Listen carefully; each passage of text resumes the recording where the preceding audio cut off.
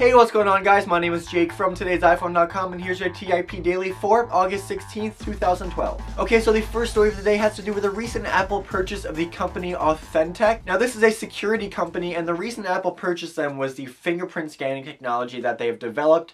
Now, apparently, Tim Cook and company have met with Authentic before purchasing the company to try to work out some sort of licensing agreement, but no agreements could be reached, so Apple just decided to buy the company. The purchase still has to be approved by the shareholders, but once it is, Apple will be able to incorporate all of Authentic's technology into any iOS devices that they want. Now, there are a lot of practical applications for this. Apple is definitely trying to break into the business and enterprise markets, and the added security of like a fingerprint scanner on your phone would definitely make people in the business world much more willing to use iOS devices for their personal business information. Okay, so moving on to some more leaked iPhone 5 parts, because I guess Apple has just completely given up on security or secrecy or anything. A video is floating around the web that compares the SIM card trays as well as a bunch of the buttons of the iPhone 4S to the iPhone 5.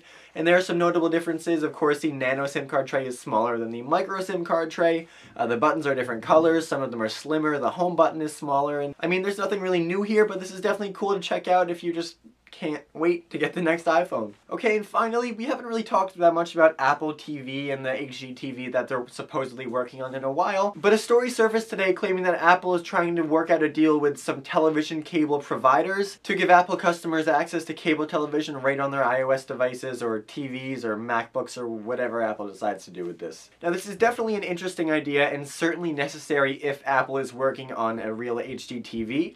But I don't really see how necessary it is to have, cable TV shows on your laptop or your iPad with Netflix and Hulu and YouTube and all of the streaming applications out there. I just don't see the point. Now, the Wall Street Journal is reporting that if this deal goes through, this technology will ultimately be embedded in television sets, which is super cool. Okay, well, that's it for today, guys. Thank you very much for watching. Before I'm going to leave you with a question of the day, and that is, would you like to have cable television anywhere you go on your iPhone or your iPad?